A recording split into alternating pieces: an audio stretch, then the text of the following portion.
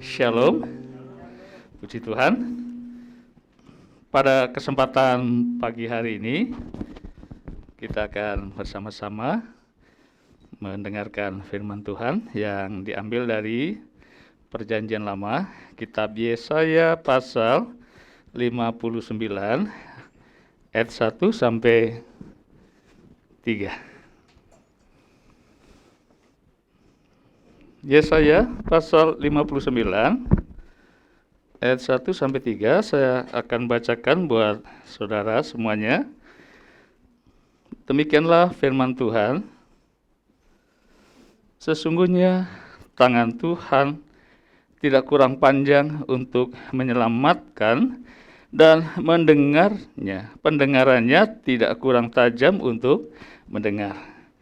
Tetapi yang merupakan pemisah antara kamu dan Allahmu ialah segala kejahatanmu, dan yang membuat Dia menyembunyikan diri terhadap kamu sehingga Ia tidak mendengar ialah segala dosamu. Ayat yang ketiga, sebab tanganmu cemar oleh darah dan jarimu oleh kejahatan. Mulutmu mengucapkan dusta, lidahmu menyebut-nyebut kecurangan. Bapak Ibu yang dikasihi Tuhan, kalau kita membaca seluruh kitab Yesaya ini terdiri dari 66 pasal. Dan pasal yang kita baca tadi, ayat 9, itu bagian dari ayat 56 sampai 66. Di situ berbicara tentang pernyataan Tuhan kepada bangsa Israel, yaitu pada saat bangsa Israel itu kembali dari 70 tahun masa pembuangan di Babilonia. Jadi ayat ini disampaikan kepada bangsa Israel pada saat mereka sudah sampai di Yerusalem setelah melewati 70 tahun masa pembuangan di Babilonia. Bapak Ibu yang dikasihi Tuhan, mereka perlu diyakinkan bahwa Allah itu akan memenuhi janji-janjinya pada bangsa umat Allah ini. Dan perhatian yang secara khusus diberikan Allah melalui Nabi Yesaya ini, yaitu bagaimana umat Allah itu hidup benar dan berkenan di hadapan Allah. Dan satu di antaranya adalah bagaimana cara untuk umat Tuhan ini hidup dalam persembahan doa. Setiap orang memiliki kebutuhan dalam memenuhi kebutuhan hidupnya, baik rohani dan jasmani. Amin. Itu menjadi sebuah kebutuhan bagi setiap kita hari lepas hari. Lalu, apa yang harus kita lakukan untuk meminta kepada Allah? Tentu saja adalah doa. Doa itu apa? Komunikasi dengan Tuhan. Tetapi juga doa berarti itu adalah meminta sesuatu kepada Tuhan. Pertanyaannya adalah mengapa ya kita harus berdoa atau meminta kepada Tuhan? Tentu saja ada 1001 macam permintaan doa. Setiap orang punya kebutuhannya, dan tentu saja apa yang dimohonkan, yang dimintakan kepada Tuhan itu adalah merupakan kebutuhan kita, utamanya seperti itu. Baik itu doa secara pribadi maupun untuk orang lain, atau kita berdoa secara bersyafaat. Bapak Ibu yang dikasihi Tuhan, minggu kedua ya, beberapa 2 minggu yang lalu kita sudah belajar mendengar khotbah tentang doa yang dijawab oleh Tuhan ya. Nah, semua orang berharap tentunya adalah untuk mendapat jawaban dari doanya. Tetapi ternyata yang menjadi persoalannya adalah bahwa setiap doa-doa yang kita minta itu, dalam doa yang kita panjatkan kepada Tuhan, kan nyatanya tidak selalu kita mendapatkan jawaban seperti apa yang kita inginkan atau kita harapkan. Betul nggak? Nah, Bapak Ibu, oleh sebab itu sekarang kita akan belajar apa yang menjadi penghalang sehingga doa kita itu tidak dijawab. Sehingga apa yang menjadi permohonan kita ini ya tidak seperti yang kita harapkan. Padahal kita sudah berdoa cukup lama begitu ya. Waktunya bisa sehari, seminggu, sebulan, setahun, 2 tahun dan seterusnya. Bahkan tidak sedikit karena kita sudah sering berdoa itu, lalu kita jadi frustasi, bosan berdoa, kita berhenti berdoa. Bapak Ibu yang dikasihi Tuhan, kita akan mendengar pengajaran firman Tuhan berkenaan dengan penghalang relasi yang sehat ya. Yang akan kita pelajari, yang tadi kita sudah baca awal, Yesaya 59 ayat 1-3. Dan mari kita perhatikan kembali kepada nats yang tadi kita sudah baca. Tolong dimunculkan bagian yang pertama tadi.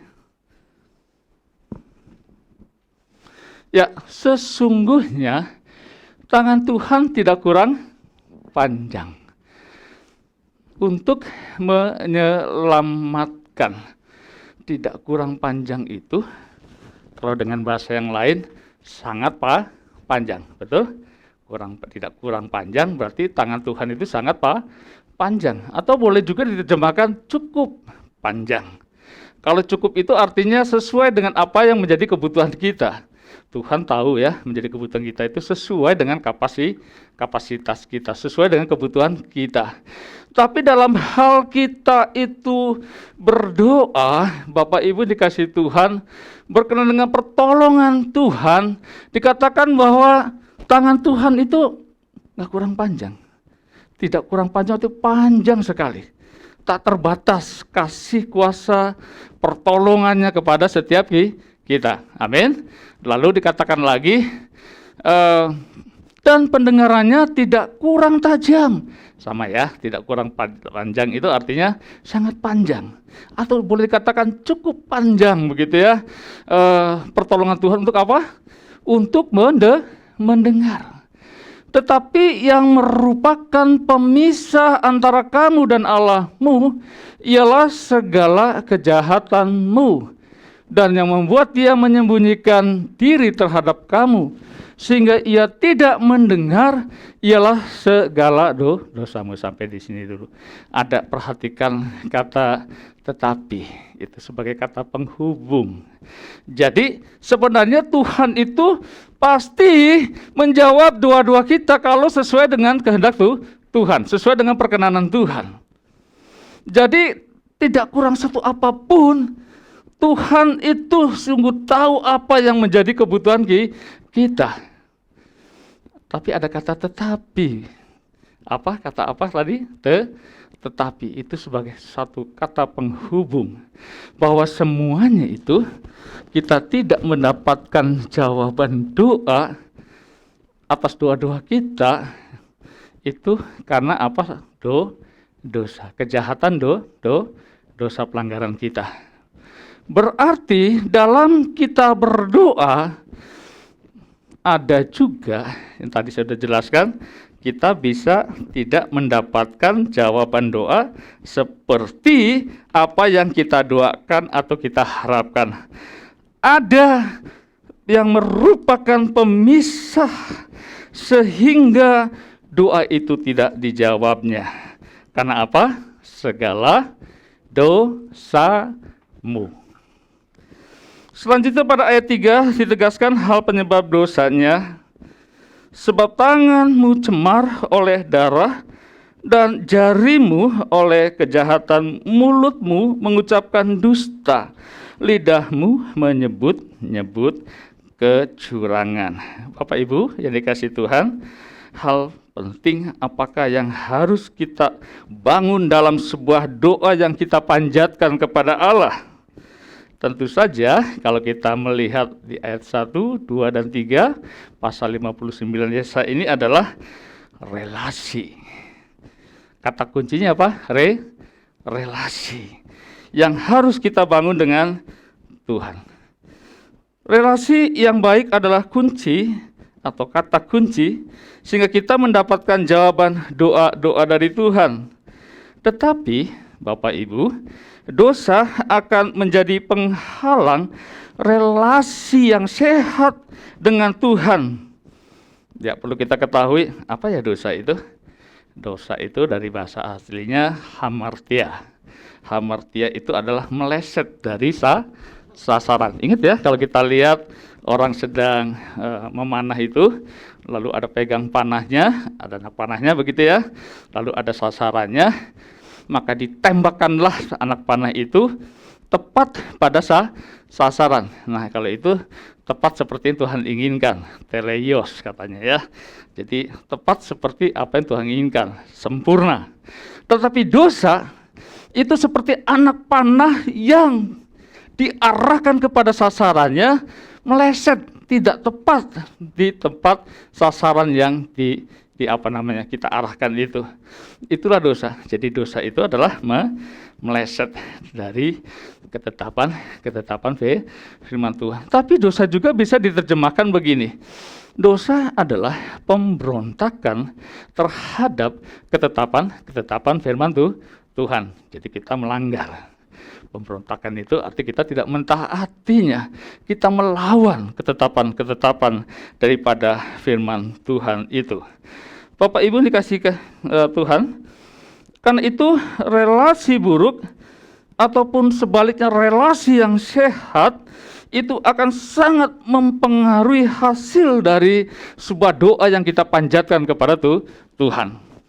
Kalau doanya benar, diiringi dengan kehidupan relasi yang baik dengan Tuhan, maka tentu itu kita akan mendapatkan doa-doa, jawaban doa itu yang daripada Tuhan. Tapi sebaliknya, kalau kita hidup dalam dosa, dalam pelanggaran, dalam pemberontakan, dan itu adalah menjadi penghalang doa itu sendiri. Jadi, relasi dengan Tuhan itu sangat-sangat penting. Amin. Lah, mari kita akan melihat dalam tayangan ini, yaitu sebuah ilustrasi. Tolong dimunculkan. Oke. Bentar ya. Saya mesti pakai kacamata. Oke. Ya.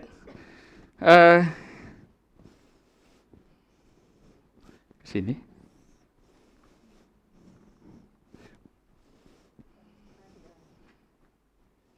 Sini ya. Tolong dimajuin aja, Indra.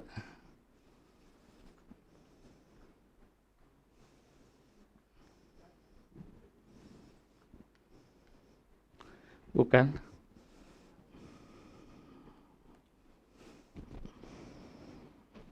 Ya. Mungkin belum muncul di situ atau gimana? Yang ini tentang pernahkah Anda melihat permainan? Oke, saya bacakan saja ya. Pernahkah Anda melihat, balik lagi fokus ke saya sini ya.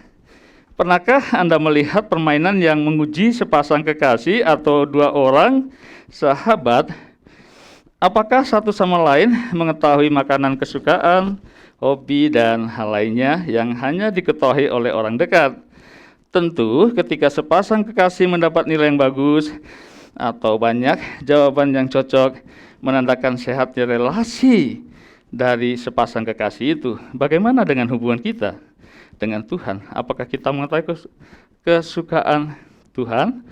Dulu sekali ada acara di sebuah stasiun televisi, lalu di situ ada beberapa pasangan. Pasangan 1, 2, katakan 3 pasangan. Lalu oleh hostnya ada sebuah pertanyaan yang ditujukan kepada pasangan itu, dipisah ya. Nah, ditanya kepada salah satu pasangan terlebih dahulu, yang satunya ditutup kupingnya ya. Jadi dia tidak tahu apa yang menjadi pertanyaan yang disampaikan oleh pasangan, katakan suami gitu ya. Lalu ditanya, ukuran sepatu istri berapa? Tanya juga kesukaannya apa? Keburukannya apa? Kebaikannya apa? Pernah ya dengar seperti itu ya? Lihat seperti itu ya. Lalu kemudian ditutup kuping suaminya, kemudian pada istrinya ditanyakan pertanyaan yang sama. Dan kemudian disimpulkan demikian. Waktu jawabannya itu banyak yang benernya, itu menunjukkan bahwa relasi mereka itu cukup baik. Ya, pengenalan satu dengan yang lain itu ditentukan juga oleh sebuah relasi.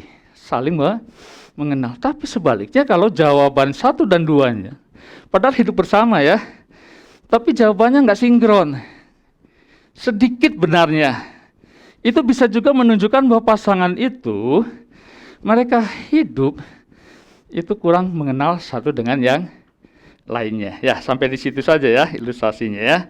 Bapak Ibu yang dikasihi Tuhan, sebuah relasi yang sehat, kita sedang berbicara relasi ya, yang dapat dibangun dengan baik, ya tentu saja adalah adanya kedua pihak yang berelasi saling mengenal dengan baik.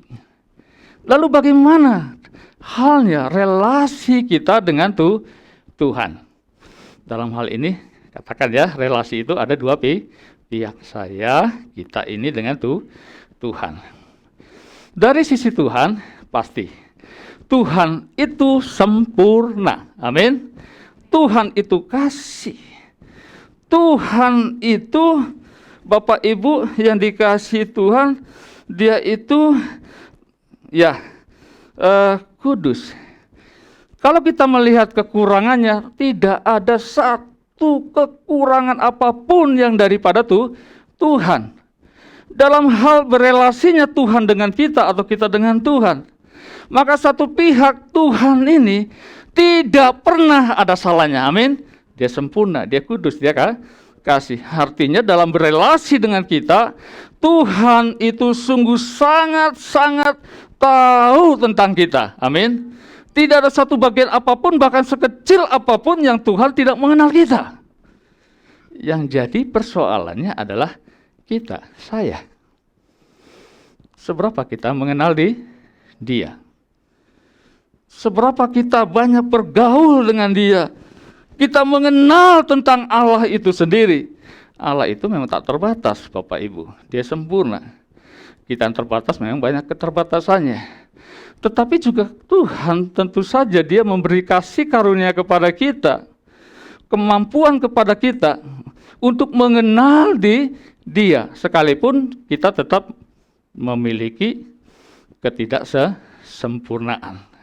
Tetapi juga waktu kita semakin membuka diri dan mau berelasi dengan dia, maka percayalah, yakinlah, bahwa Tuhan akan memberi banyak kesempatan untuk kita lebih dalam lagi mengenal dia. Melalui relasi berdoa, melalui berelasi dengan membaca firman-Nya, bersekutu dengannya. Itu adalah sarana bagi setiap kita umat Tuhan untuk dapat mengenal dia, berelasi dengan dia, melakukan persekutuan bersama dengan dia. Amin. Bapak Ibu yang dikasihi Tuhan,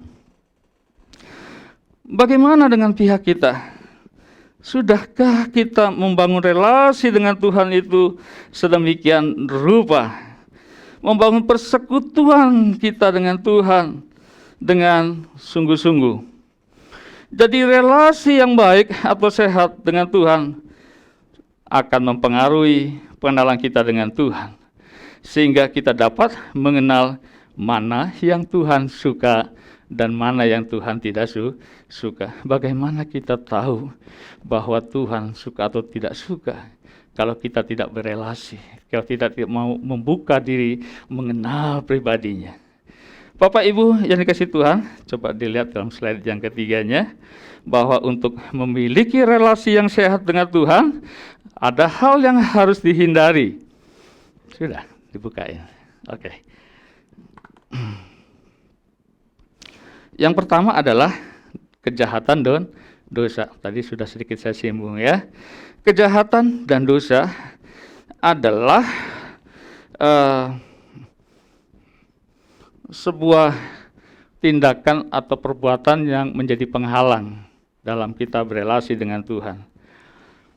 Tetapi yang merupakan pemisah antara kamu dan Allahmu ialah segala kejahatanmu, dan yang membuat dia menyembunyikan diri terhadap kamu, sehingga ia tidak mendengar, ialah segala dosamu. Di sini dikatakan yang membuat pemisah kita dengan Allah adalah segala dosa dan kejahatan kita. Dosa dan kejahatan kita, Bapak Ibu, di dalam hidup kita telah menjadi tembok.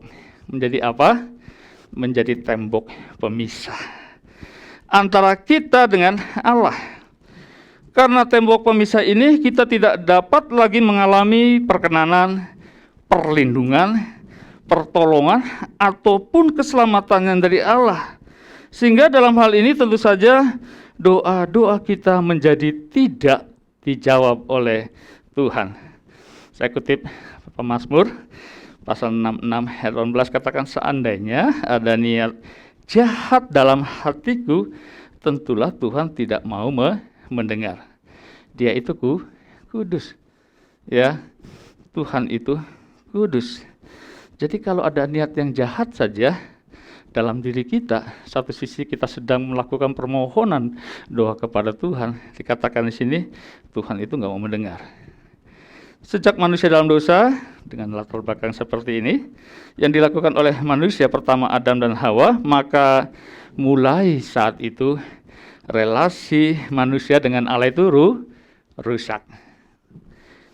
Sekalipun demikian, kasih Allah masih tetap dinyatakan. Allah masih hadir menyatakan dirinya kepada manusia. Di dalam perjanjian baru, bahwa karena kasih karunia-Nya saja manusia bisa berrelasi dengan Allah. Kasih karunia itu sendiri dapat berarti bahwa Allah berinisiatif yang datang kepada manusia. Jadi tidak ada satu kemampuan, kekuatan, kehebatan apapun yang manusia miliki sehingga dapat menghampiri Tuhan. Dan semua itu dapat terjadi selain oleh karena kasih karunia saja, yang dimana Tuhan Allah yang menghampiri kita. Kalau kita yang menghampiri Tuhan, yaitu disebutnya agama. Agama itu apa sih? Agama itu adalah upaya manusia untuk dapat menghampiri Allah. Sedangkan kita sudah jatuh dalam dosa. Manusia sudah jatuh dalam dosa. Allah yang kudus. Ya, kita jatuh dalam dosa. Sehingga dosa itu tadi katakan menjadi penghalang, tembok penghalang kita untuk datang kepada Allah. Dan hanya melalui kematian Kristus di kayu salib itulah yang merupakan jalan pembuka bagi setiap kita. Sehingga pemisah antara manusia dan Allah yang diakibatkan oleh dosa, oleh karena Kristus Yesus yang mati bagi kita, telah memperdamaikan hubungan kita yang telah rusak itu. Jadi bersyukurlah, karena Kristus Yesus kita dapat datang kepada Dia, menghampiri Dia dalam doa-doa kita. Amin. Bapak Ibu yang kasih Tuhan, demikian juga saat kematian Kristus di kayu salib, tepatnya setelah Kristus menyerahkan nyawanya, maka terjadi tirai bait Allah yang terbelah menjadi dua. Hal ini bermakna tidak ada lagi penghalang hubungan Allah dengan manusia. Sekat-sekat yang memisahkan manusia dengan Allah akibat jatuh di dalam dosa telah dipersatukan kembali oleh Kristus Yesus saat kematiannya di kayu salib. Amin. Jadi nggak ada penghalang lagi antara kita dengan Allah, karena Kristus Yesus Tuhan. Tolong slide yang selanjutnya. Kejahatan dan dosa adalah penghalang terbesar hubungan orang percaya dengan Tuhan. Ketika Tuhan menebus segala dosa kita di kayu salib dan kita percaya pada karya anugerah yang dikerjakan oleh Kristus, sebenarnya relasi kita dengan Tuhan itu sudah mulai. Tetapi relasi itu akan kembali rusak ketika seorang percaya melakukan apa yang tidak Tuhan kehendaki. Bapak Ibu, relasi yang sehat dengan Allah itu harus dibangun secara intens. Apa itu intens? Terus menerus, berkesinambungan. Tidak hari ini giat, waktu-waktu ini giat, besok enggak lagi. Jadi ada istilah tobat kumat. Tobat kumat begitu ya. Ya.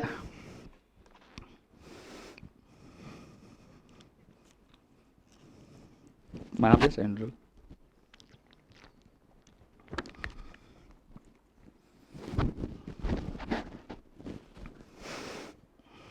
Ya, saya kasih contoh saja dalam Alkitab. Di dalam Alkitab tercatat kehidupan seorang hamba Tuhan yang bernama Henokh. Dia bergaul karib dengan Tuhan, yang membangun relasi yang sehat dengan Tuhan. Dalam Kejadian 5 ayat 24 dikatakan, dan Henokh hidup bergaul dengan Allah, lalu ia tidak ada lagi, sebab ia diangkat oleh Allah. Henokh itu menjalin relasi dengan Allah begitu dekat sekali. Umur dia 365 tahun ya. Tapi Alkitab katakan selama 300 tahun sampai pada akhirnya dia itu diangkat ke surga tanpa mengalami kematian. Jadi boleh dikatakan sepanjang hidupnya itu bergaul dengan Allah, membangun relasi dengan Allah. Kata bergaul Bapak Ibu atau berrelasi dengan Tuhan di sini dapat diterjemahkan senantiasa berjalan bersama-sama, yang artinya Henokh selalu berjalan seirama, sejalan dengan segala perintah Tuhan di dalam sepanjang kehidupannya. Poin selanjutnya adalah untuk memiliki relasi yang sehat dengan Tuhan, hal yang harus dihindari, tangan yang cemar.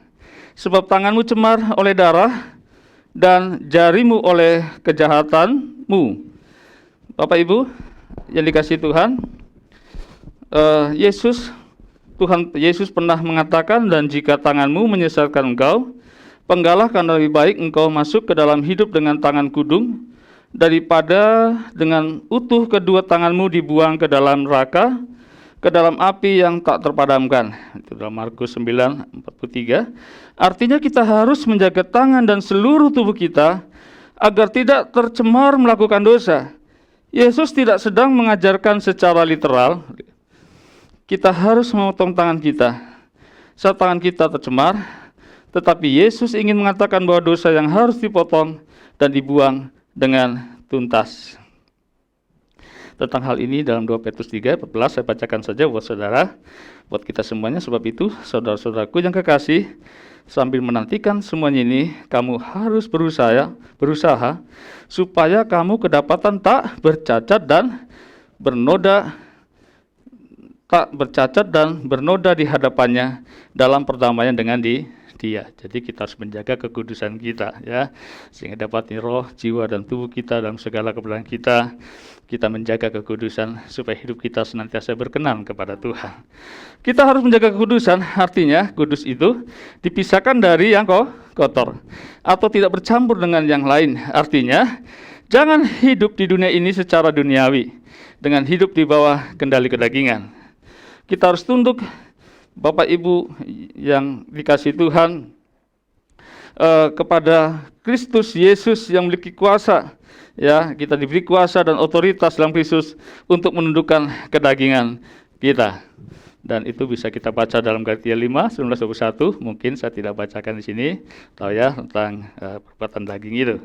Dalam penerapan kehidupan kita sehari-hari, mengenai yang dimaksud dengan tangan yang kotor, mungkin tangan kita tidak berlumuran darah, melukai diri sendiri atau orang lain, karena membunuh kepada sesama manusia. Tetapi seperti halnya jari tangan kita dapat gunakan juga menjadi sebuah alat untuk kita, ya dengan tangan itu, dengan jari kita itu kita bisa berbuat dosa. Kok bisa begitu? Mungkin saya jelaskan secara aplikasinya, begitu ya.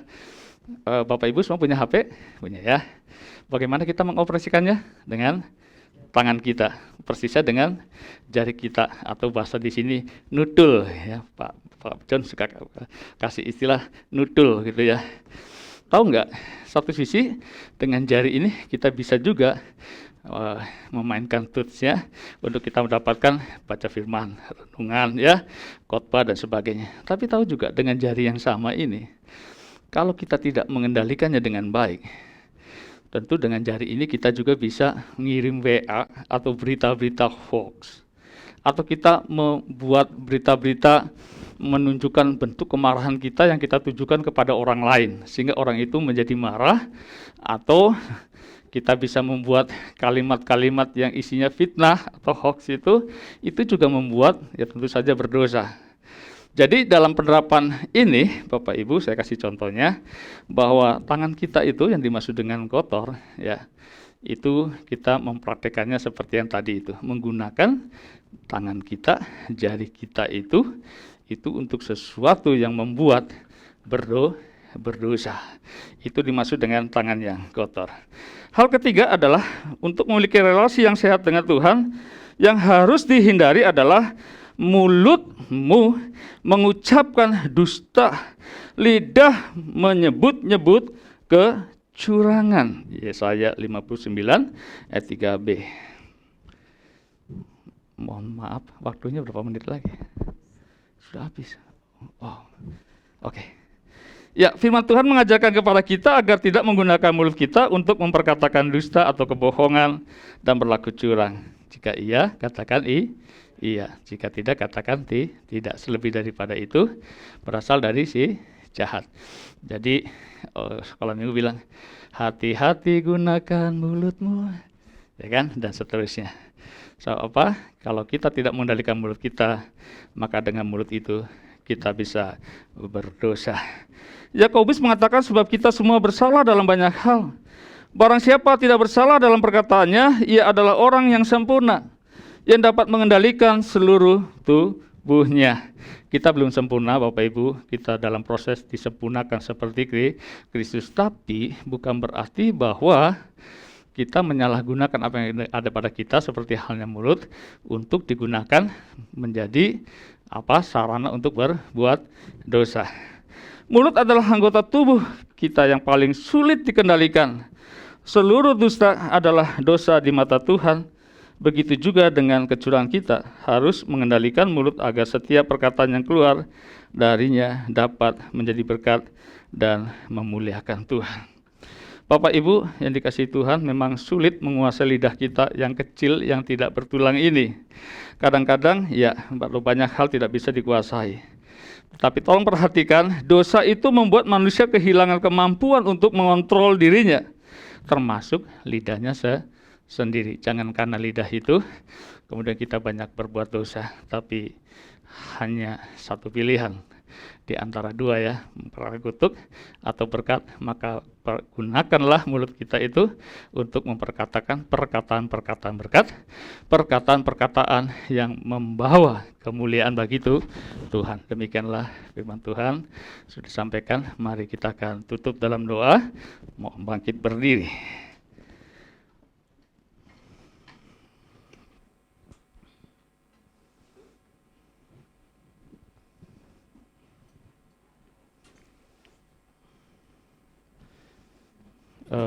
Saya minta lagu yang terakhir sebelum firman disampaikan.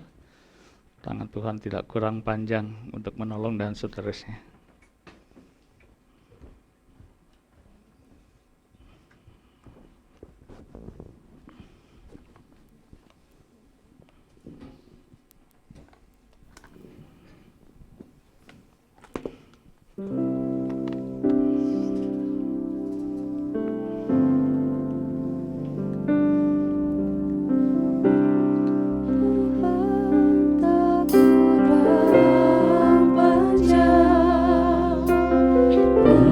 Selalu menolong hidupku,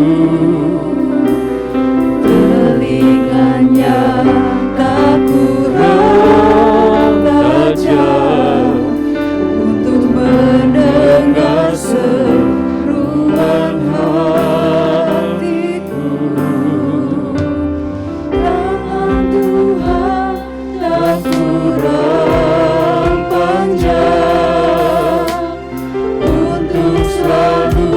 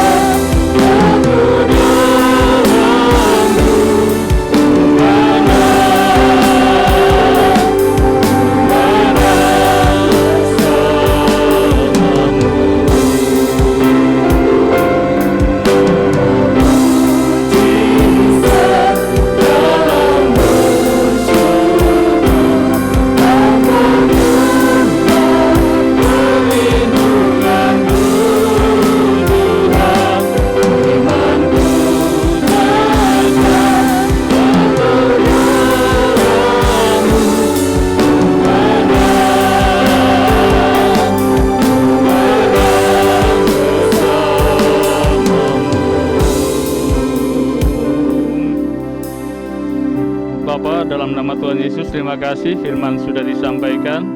Mari Engkau yang meteraikan pada hati setiap kami, sehingga sungguh firman yang sudah kami dengar bersama ini menjadi rema bagi setiap kami, dan kami mempraktekkan dalam kehidupan setiap hari bagaimana kami hidup berelasi dengan Tuhan secara baik, sehingga melalui itu semua Tuhan kami dapat mengenal-Mu lebih dalam lagi dalam segala sesuatunya. Melalui doa-doa kami sampaikan, kami dapat memperoleh jawaban yang daripada Tuhan. Tuhan, terima kasih kami sudah belajar dari firman-Mu pada siang hari ini. Terima kasih. Dalam nama Tuhan Yesus kami menaikkan ucapan syukur kami. Haleluya, amin. Silakan duduk, mimbar kami silakan kepada Bapak Gembala.